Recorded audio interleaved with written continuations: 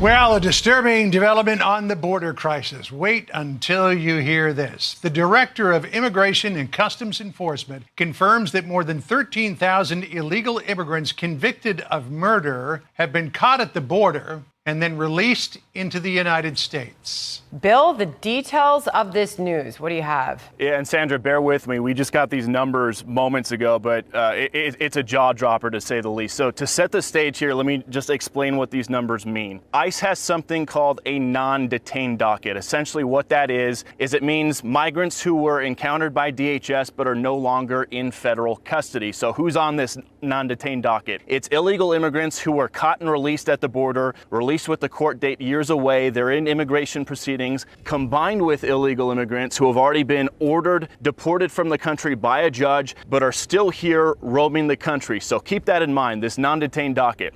According to a letter that the acting director of ICE just sent to Texas Congressman Tony Gonzalez, on ICE's non-detained docket, they're currently tracking 425,000 non-citizens who have been convicted of a crime. Of that number, over 13,000 non-citizens have convictions for homicide and are on the non-detained docket, meaning they're roaming the country right now. On top of that, there are another 15,811 non-citizens convicted of sexual assault who are roaming the country right now on ICE's non-detained docket. It doesn't stop there. Those are convictions. The ICE director also says there are currently just under 1,900 non-citizens on the non-detained docket who have pending homicide charges who are roaming the country, and another 4,250 non-citizens who have pending sexual assault charges who are roaming the country on the non-detained docket. So people's eyes might be glazing over right now with all the numbers we just threw at you. Just to put it in a nutshell right here, what we've learned from the acting ICE director